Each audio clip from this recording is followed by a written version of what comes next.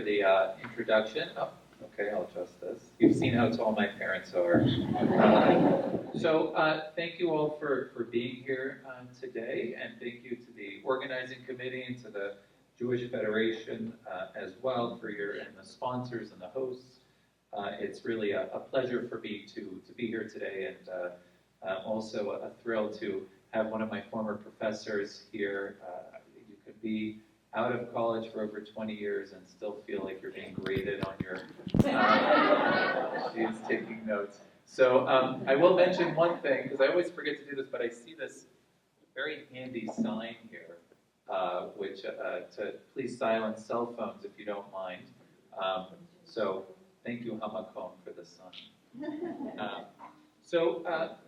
As many of you know, this year we marked the 75th anniversary of the Warsaw Ghetto Uprising, which broke out on April 19th, 1943, the first night of Passover, when the Jewish Fighting Organization, the Jewish Military Union, much of the remaining ghetto population in the Warsaw Ghetto engaged in guerrilla warfare, went into hiding in bunkers under the streets of Warsaw against the combined power of the German army, Ukrainian auxiliaries, the SS, and others. The Jewish Fighting Organization surprised the enemy before SS General Jürgen Stroop eventually switched to burning down the entire ghetto, one building at a time, finally crushing the revolt. The Warsaw Ghetto Uprising, as the first mass revolt in a major city in Nazi-occupied Europe, became a symbol of Jewish resistance to Nazi oppression, inspiring similar revolts in Białystok and in Minsk, as well as uprisings in Treblinka and Sobibor later in 1943. The Jewish fighters in Warsaw, under-equipped and overmatched, with few weapons and almost no military training, isolated and surrounded by an indifferent and often hostile population, malnourished and diseased, managed to hold off the German forces for as long as the entire Polish army had in the invasion of Poland at the beginning of the war. But it was not enough. The Warsaw Ghetto Uprising would become the focal point of Holocaust memory in the aftermath of the Shoah in both Israel and America, with the date of April 19th used to mark Holocaust commemorations annually for years after the war. And incidentally, I'll go more into this image that you see here in front of you, which was printed with the first anniversary of the revolt on April 19th, 1944. Anybody know the artist? Arthur Szyk, yeah. I'll speak more about him in this image later. There we go. So this date, April 19th, would become the annual date on the 5th anniversary of the revolt, the famous Rappaport Monument. I'll come back to that image. You can see here the famous Rappaport Monument was dedicated in Warsaw on April 19th, 1948. And in 1951, Israel's Knesset designated the 27th of Nisan, 13 days after the uprising began. This date was selected so as not to conflict with the first night of Passover, on the Jewish calendar, the date the uprising began, but also on the Jewish calendar, the 27th of Nisan was 1 week before what would be Yom HaAtzmaut, Israel's Independence Day, so creating a cyclical nature on the calendar from Shoah L'Tkuma, from destruction to rebirth, in a sense. This date, the 27th of Nisan, to correspond with the uprising, became the official date of Holocaust remembrance, Yom HaShoah V'Hagvura, the day of the destruction and of the heroism. On April 19th, 1951, a statue of Mordechai Anilevich, which you can see here, was unveiled at Kibbutz Yad Mordechai. This was the Negev kibbutz bearing his name, and in fact there's a whole story behind this. This is also a monument that was created by Natan Rappaport, the same sculptor who created the monument in Warsaw. Behind it, you can see this kibbutz was actually overrun by the Egyptian forces at the beginning of the war in 1948, but there's a very interesting symmetry that's created here too by putting a statue of Anilevich in front of this destroyed water tower in the kibbutz. Perhaps more about that later. In 1953, the Knesset passed the Yad Vashem law on the 10th anniversary of the revolt. Now, it might seem obvious that the Warsaw Ghetto Uprising would become, in the words of historian Tosya Diner, quote, the prism through which Jews around the world understood and interpreted the murder of European Jewry during the Holocaust. Or would be perceived, in the words of Israel Goodman, as, quote, a revolution in Jewish history. But how and why did this happen? Why would April 19th become the date of collective remembrance? Why not November 9th, Kristallnacht, September 1st, the outbreak of the Second World War? I can go on with dates, September 29th and 30th, the dates of the massacre at Babi Yar, July 22nd, the beginning of the Great Deportation from the Warsaw Ghetto to Treblinka. Here we are, it's August 12th. I mentioned August 2nd was just last week, the 75th anniversary of the revolt at Treblinka. Later this week, August 16th, will be the 75th anniversary of the revolt in Białystok. So I mentioned these examples because there's any number of events that we could seize upon to be dates of commemoration. It's not self-evident that one date would be chosen over another. But the answer to this question tells us a lot about how a society chooses to use its history, to use its past in the service of the present and of its future. The process by which collective memory continuously negotiates between available historical records and the current social and political agendas of the day. What my research on this topic, on the Warsaw Ghetto Uprising, has found is that because of the timing of the outbreak of the revolt, the unprecedented coverage that it received at the time, and the dedicated work of surviving ghetto fighters to tell their own story, this event became the focus of widespread attention in America and in the issue in Palestine immediately after it occurred. And that it did, in fact, do little as an event to revolutionize the ways in which Jews perceive their position in the world. Instead, it came to confirm existing worldviews and was interpreted accordingly, but differently, by different groups of Jews. And I note that the program today, we have this idea of the power of words in Jewish identity. And so I want you to reflect on, I'm going to be using these words heroes and martyrs quite a bit in the course of my talk today. I want you to reflect on the power of those words, heroes and martyrs, and also the significance of what they mean and why we choose certain people as heroes and what it means to use this label of martyrs as well. I'll come back to the Rappaport monument later, which essentially enshrines this duality in stone. On one side, you have Mordechai and Alevich and the ghetto fighters emerging, bursting forth into space from the stone. These are the heroes. And on the other side, you have the martyrs, the Jewish masses being marched to deportation at the Umschlagplatz, sent to their deaths in Treblinka.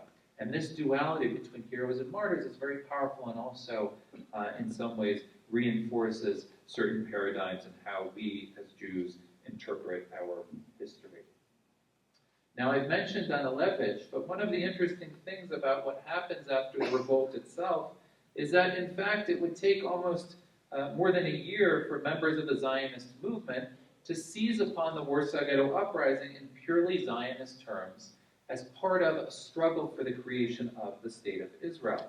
And then not until the aftermath of the war itself would the uprising be linked by survivors with the struggle to create the Jewish state.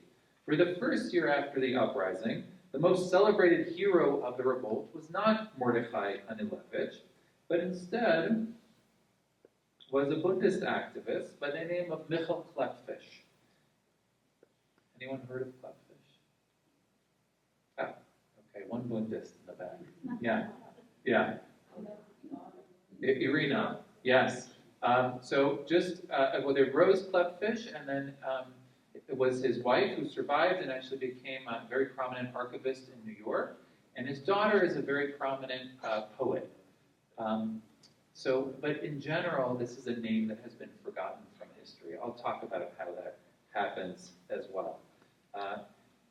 Clapfish, as a Bundist activist of the Jewish socialists, came to symbolize the Jewish contribution to the Allied war effort in freedom's struggle against fascism and totalitarianism. So I want to examine how this happens, how an event gets transformed. So first of all, let's look at the timing of the revolt, when it took place in April of 1943. How did the context of April of 1943 shape Jewish public reception of the news? Jews in the free world entered 1943 with the news that European Jewry was in the process of complete annihilation throughout occupied Europe, and yet felt largely powerless to stop it. Both screaming headlines and memorial pageants like the We Will Never Die pageant marked the transition from calls for rescue to calls for commemoration. This was a pageant that took place, this was in March of 1943 in Madison Square Garden. It was essentially beginning the process of mourning and memorialization. This took place in March of 43, and then there was one in July of 43 in Los Angeles as well. Before the outbreak of the fighting in the Warsaw Ghetto on April 19, 1943, the other major news item that captured the attention of the world Jewish press was the ill-fated Bermuda Conference, convened in response to urgent demands to rescue what was left of European Jewry. As the Jewish Frontier, a labor Zionist publication in New York, noted in an editorial in May of 1943 titled The Gentleman at Bermuda, Hitler has won another victory at Bermuda, a moral political victory in which Nazism rejoices. This so-called Bermuda Conference has made a mockery, not only of the agony of millions of helpless human beings, but of the great cause of liberation to which the democratic world is committed, and which alone makes the horror of our time understandable and endurable.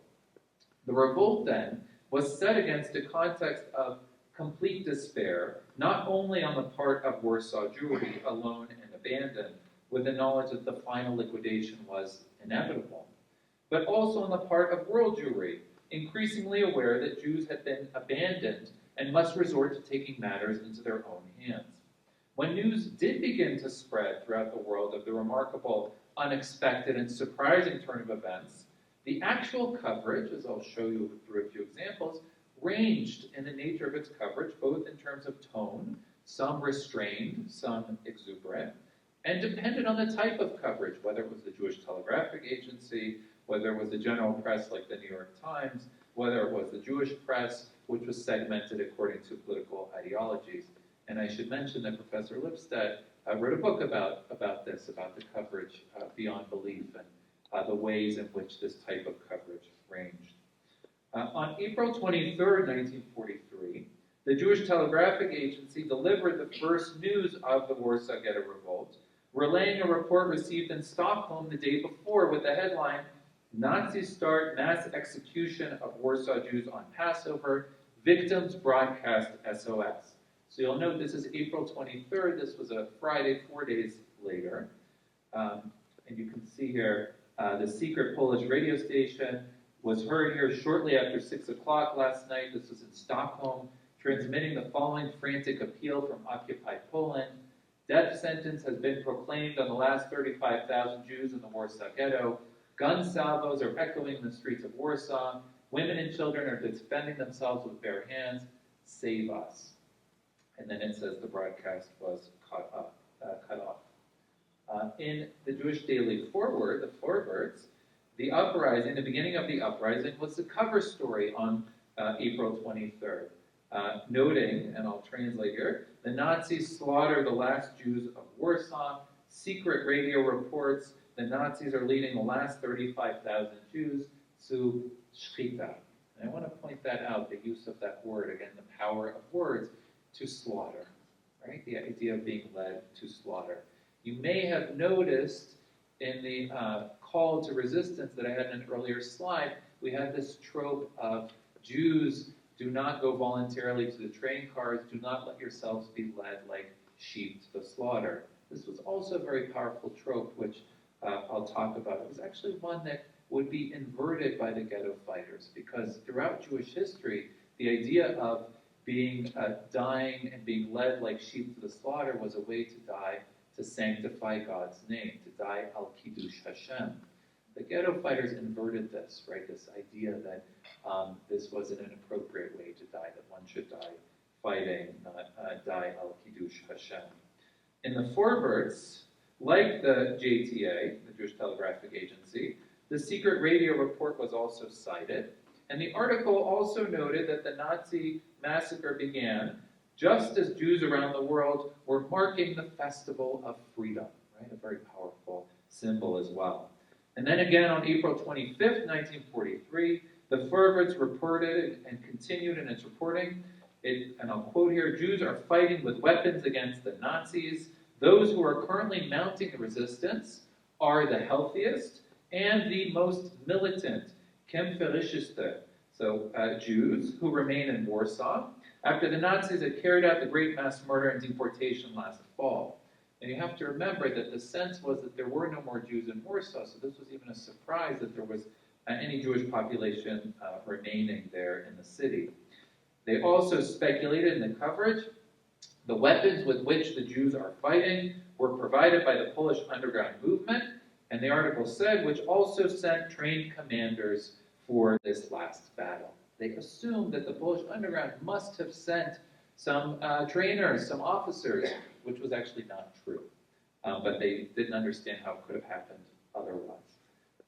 In Israel, in Davar, which was one of the leading papers of the labor Zionist movement, initial reporting in Davar, edited by Beryl Katz-Nelson, paralleled reports in the forwards, while continuing to emphasize the continued connection between underground Zionist activists in Poland and the movement in Geneva and the Yishuv. The headlines describe the fighting of the Jews of Warsaw as both the She'erit HaPleta, you can see there in Hebrew, She'erit HaPleta Shel HaGola, the surviving remnant of the Jewish diaspora, and labeled them as mitmardim, as rebels, fighting the Nazis. Like the forward, Davar reported mistakenly assuming that trained officers from the Polish underground had been sent to the ghetto to help manage the Jewish defense there. You can also see, this is from page 9 of the New York Times on April 23rd, Warsaw's ghetto fights deportation. Tanks reported used in battle to oust 35,000 Jews. While coverage in the Jewish press continued to highlight the revolt, along with news on other fronts of the war effort, by Monday, May 10th, so you can see here, this is the coverage from May 10th, the forwards added a new trope in its coverage of Warsaw, reporting on the Jiddische Helden von Warsaw, the Jewish heroes of Warsaw. Other Jewish newspapers in New York also began to pick up on this trope of heroism. Shmuel Margoshes, who was the editor of Der Tov, noted his suspicions of what we would call today fake news. He assumed that the story had been concocted by the Nazis to justify crushing and liquidating the ghettos. As he wrote on May 12, 1943, how was it possible for an unarmed people to stand up, even for so short a time, against the greatest military machine the world has ever seen? Now, as this is happening, the Jewish press is trying to figure out who did this, who pulled this off, who are the heroes of Warsaw. All of a sudden, coverage began to shift to another focus, the death of the Bundist activist in London, Shmuel Zygielbojm. Zygielbojm, who had been a prominent Polish interwar Bundist, left Warsaw. He left Warsaw and ended up in New York. I'll show you a picture here. Zygielbojm ended up in London as a representative to the Polish government in exile. And upon hearing news of the destruction of the Warsaw Ghetto in the aftermath of the uprising in the spring of '43, Zygielbojm committed suicide in protest over the world's lack of action to prevent the mass murder of the Jews. He also had a wife and a child in the ghetto. By May 14th, forwards indicated that Zygielbojm's death was a suicide after he learned of the murder of his wife and daughter. And the New York Times included an obituary to Zygielbojm on May 15th. Now, in contrast to the glowing tributes to Zygielbojm in the Yiddish and Jewish socialist press, coverage in the labor Zionist press of Zygielbojm's suicide was muted and even critical. On May 21st, eulogy written by Herschel Berger and Davar wrote disparagingly of Ziegelbloem as, quote, a second-rate politician, a Bund apparatchik, and a rigid fanatic, and was critical of his choice to commit suicide. And they use this term, choose to die al Kiddush Hashem, much like the head of the Warsaw Judenrat, Adam Chernyakov, had decided to do at the beginning of the deportations in July of 1942. Now, we should note, again, the power of words, because you can see here in the coverage in the Yishuv, another parallel is drawn, and another very powerful historical parallel is made. The Masada of Warsaw has fallen. The Nazis have set fire to the remnants of the Warsaw Ghetto. Or elsewhere, Yitzchak Greenboim from Badatzala says, the Jews of Warsaw made their last stand today, abandoned and alone. They have sanctified the name of their tortured and downtrodden people with their blood, renewed the tradition of the zealots of Jerusalem and Masada, the heroes of Bar Kokhba, and other struggles. This, however, was a problematic parallel because the Zionist movement in Israel and the Yishuv did not know if it wanted to celebrate the idea of Masada, because remember, Masada was not a revolt, Masada was a mass collective suicide, right? So this was a problematic parallel to draw upon, and it was debated as to whether this should be an example that the Jewish people should celebrate at all. The Forward published an article on May 29th, offering further detail on who the actual leaders of the revolt had been. 200 Jews led thousands of young people, older men, women, and children, radicals, Orthodox, and other groups in battle against the Nazis, noting that while it's impossible to discover the truth, it's clear that a great bloody battle had taken place.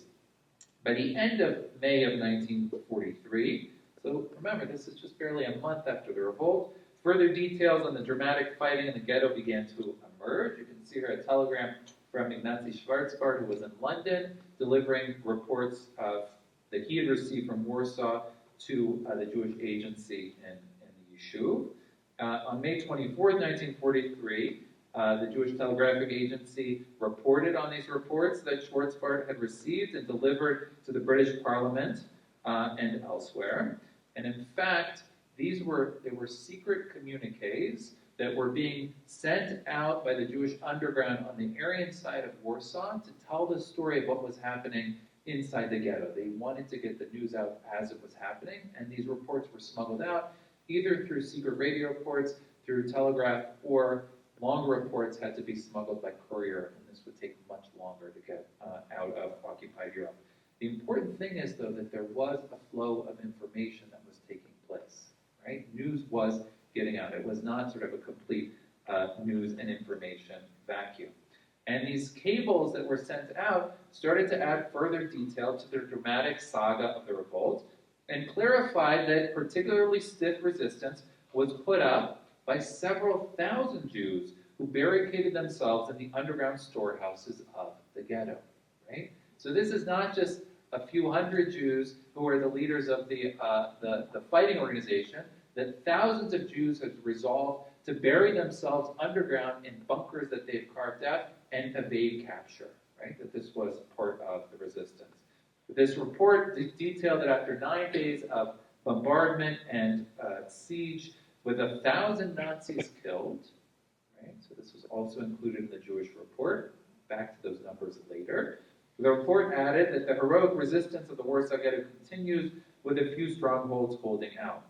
And the report also began to fill in crucial details on the heroic fighting, identifying the existence of a Jewish fighting organization and offering a name, Clapfish, an engineer, one of the pillars of the determined resistance. He died like a hero.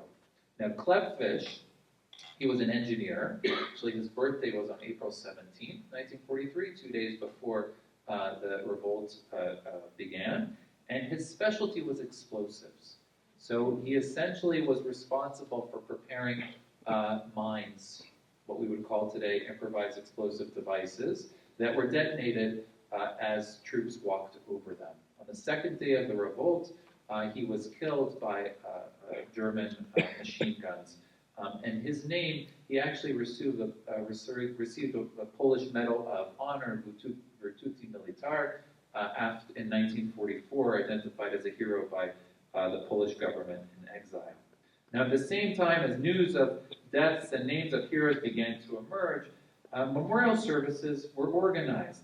In the Yishuv, the names of Silvia Lubetkin and Tosya Altman were eulogized in June of 1943, after it was believed they had both died in the uprising. Tosya Altman, you can see on the left, Silvia Lubetkin on the right. Tosya was a member of Hashomer HaTzair, the leftist Zionist youth group. Sylvia was a member of Dror, and they both served as underground couriers.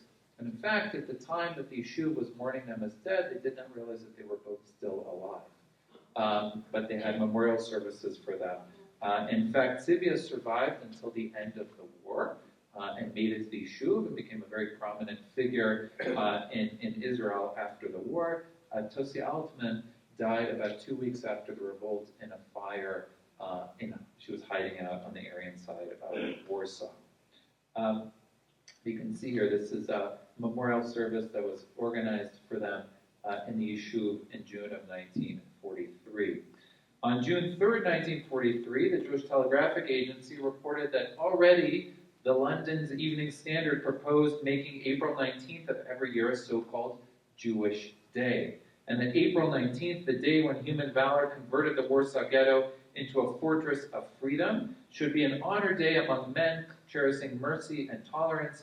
Jews are fighting today on all fronts for the cause of humanity. The Jew will be among the proud participants of a common victory.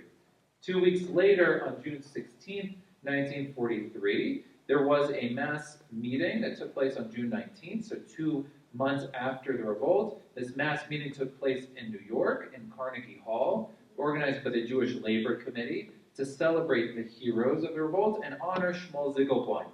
And some of you may know Lucy Davidovich, very prominent historian of the Holocaust. At the time she was Lucy Schildkreuz, she went to this memorial service, and she later described it in her memoirs. She said, "We went and we wept, yet there was pride in what the Polish Jews had done. For the first time anywhere during the German occupation of Europe, a civilian population had taken up arms against their German oppressors, not just any civilian population, but the most oppressed, the most helpless, the most desperate. In the next weeks, Bundist and Zionist underground reports from Warsaw reaching the West gave details of the fighting and listed the names of the dead and the few survivors.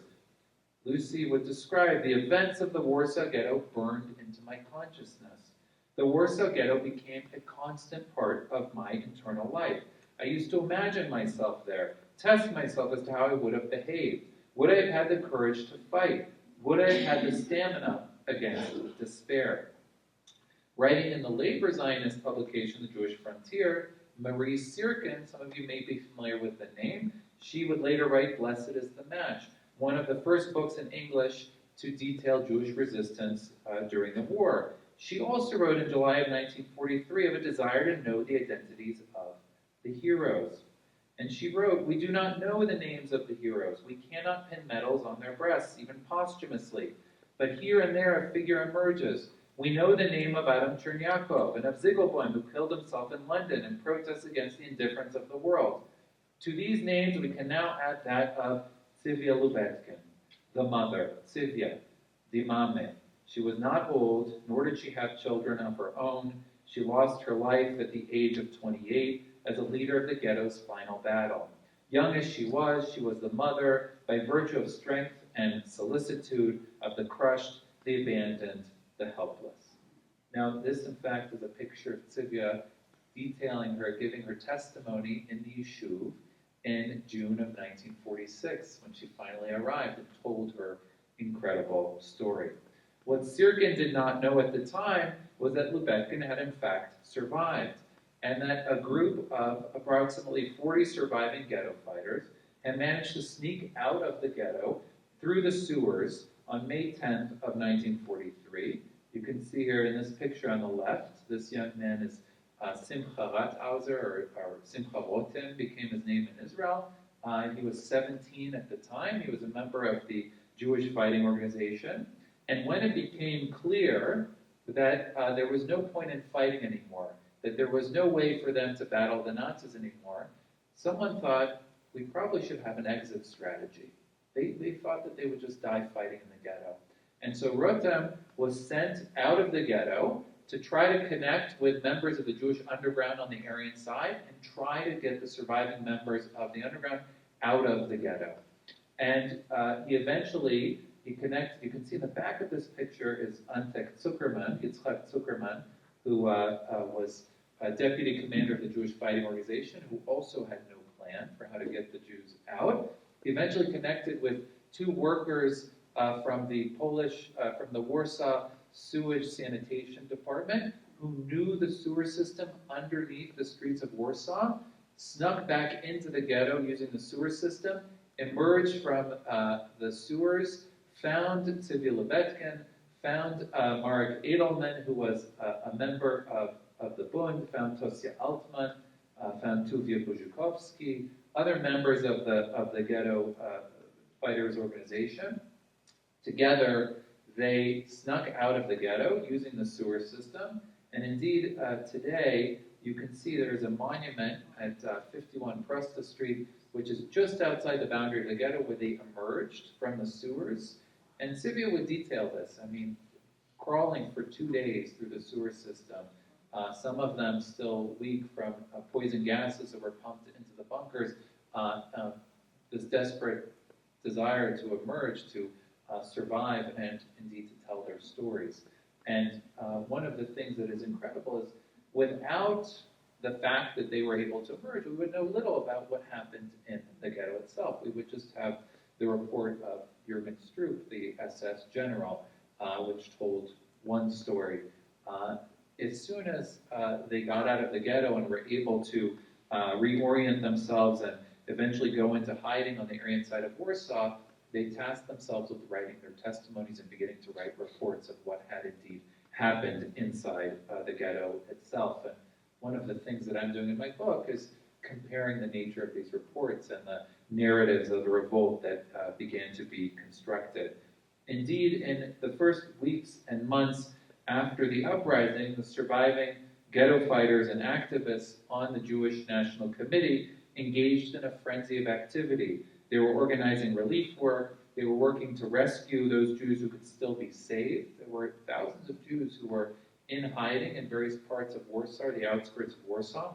And you read these letters where they're asking for funding from the Jewish Agency, from the Bund is asking for funding from the Jewish Labor Committee, thousands of dollars. Tries to convince Jews in other ghettos, where they are still incarcerated in ghettos, not to fight back. She says, and this is very interesting because she writes this during the war, that she thinks it was kind of a mistake, right? That they would have been better off going into hiding, saving as many people as they could, and this becomes a very contested issue of whether it made sense to fight back or whether the better response would have been to go into hiding. And I think for a lot of the ghetto fighters after the war, this was a horrible dilemma that they carried with them, right? Did they do the right thing? Or should they have supported those who were going into hiding? Did they bring upon the destruction of the entire ghetto upon them? Yeah.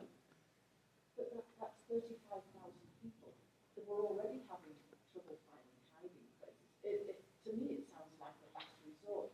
And Right. you know, it's so bad that you feel this that in 1944 they're doing all this education and all these people, and there's the Hungarian Jews on their way to Auschwitz.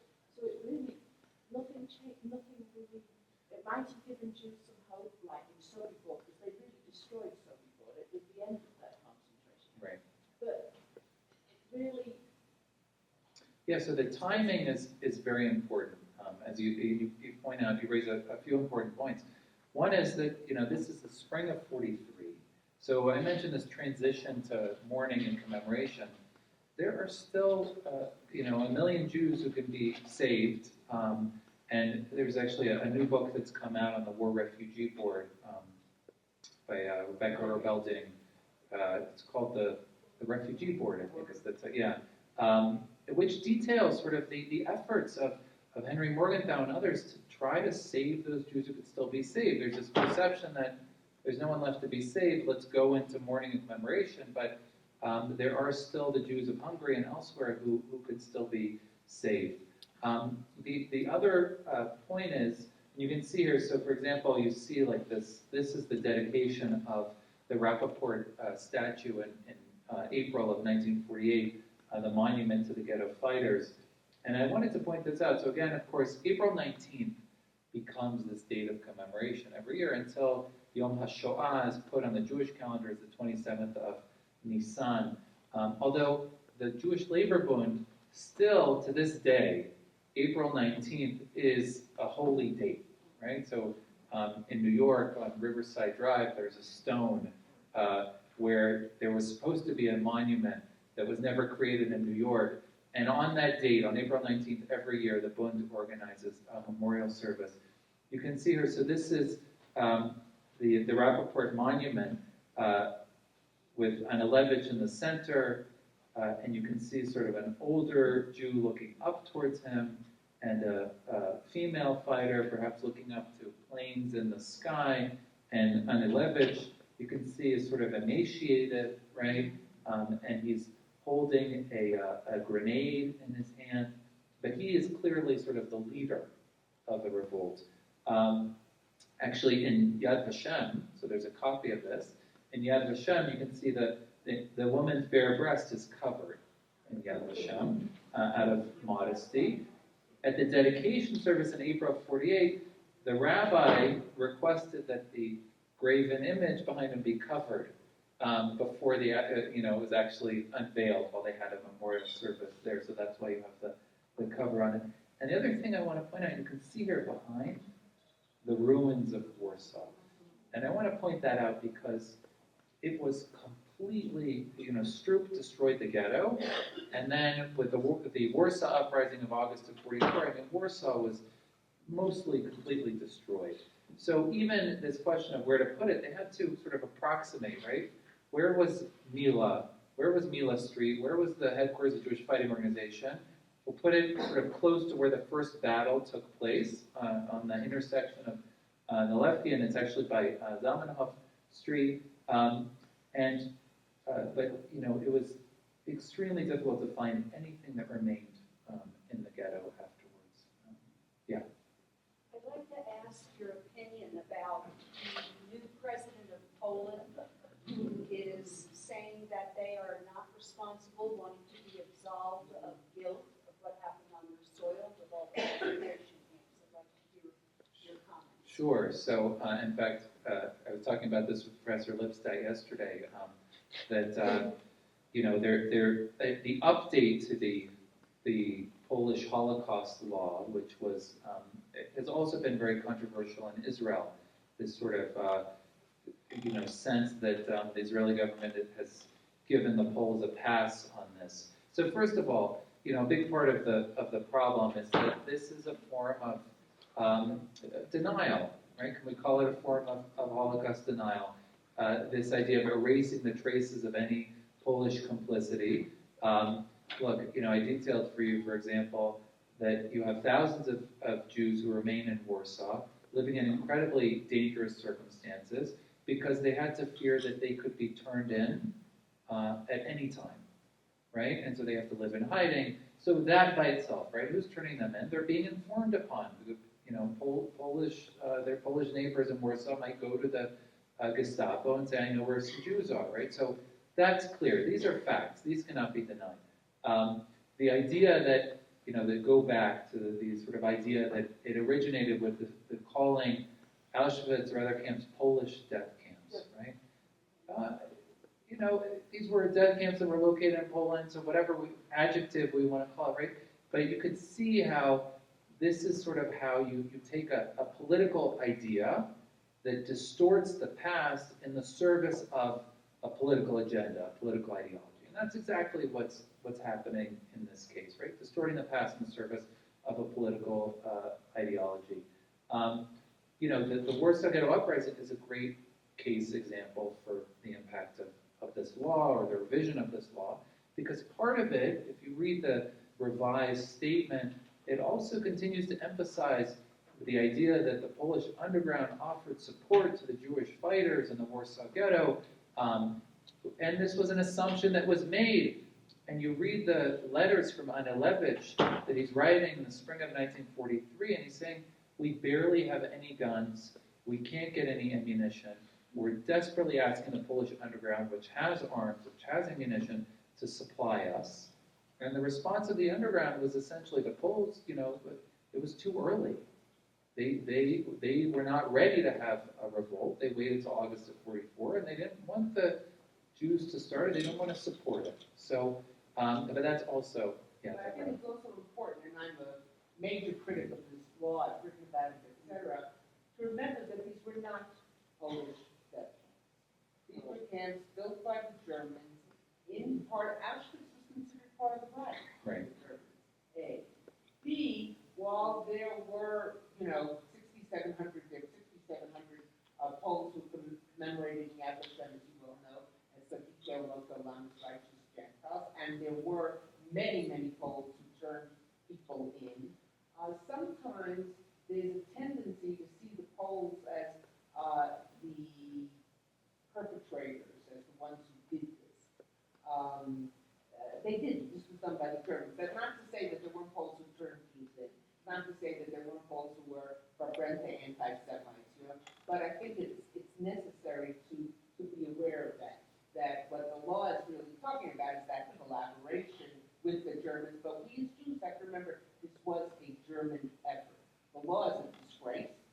Israel should never have gone along with it. It was done for political purposes, and it's a disgrace of history. But it was the Holocaust was a German effort. Right. We want to make that clear. And one of the things that I think, when you study history, it's messy, right? It's very complicated. And as we can see in a case like this, like here I have black and white pictures, right? People like explanations that are very clear, very black and white. And you get into some of the complexity of wartime behavior and the difficulties of decision making and the Poles who were essentially caught in between the Soviet Union and Germany and sort of in the middle of this war and sort of the horrible destruction that happened there. Right? All of these things need to be factored in as well. That was specifically talking about sort of the forces that marched into the ghetto on April 19th, 1943. The truth is that, even the Polish police, there was a cordon around the ghetto itself to prevent people from escaping outside the ghetto. I wanted to mention one last thing about the uprising, and I just read an excellent new book that came out in Israel. It was published in Hebrew. It'll be translated to English in not too long, I think. It's by a historian named Chavi Dreyfus. And she wrote a new history of the end of the Warsaw Ghetto. And what she argues is that we've basically been getting the history wrong for 75 years because we've only focused on the story of the underground, of the fighters, of the heroes. And that what we should be focusing on is the fate of the 40,000 other Jews in the ghetto. And she makes the case not only that they went into hiding, but that this was a determined act of resistance to survive, because the belief was that they might be able to survive this, and that is what made this take so long for the SS. Within the first week, most of the fighting was done. They had crushed the resistors. It took weeks for them to uproot the Jews who were in the bunkers and buried underground and gone into hiding, right? And that, we talk about heroes and martyrs, and we sort of label one and the other, right? That is a form of heroic resistance by itself. So how many of them survived? In Stroop's report, he starts to talk about how many he pulls out. Thousands who are pulled out are sent to camps actually in the Lublin district. And most of those who survive end up in Majdanek and in other camps in that district who are able to survive. A lot of survivors of Warsaw Ghetto, that's how they survive. In Warsaw itself, there are approximately 12 to 13, 14,000 Jews who survived in Warsaw until liberation. Yeah. So we don't have our final speakers tonight. Well,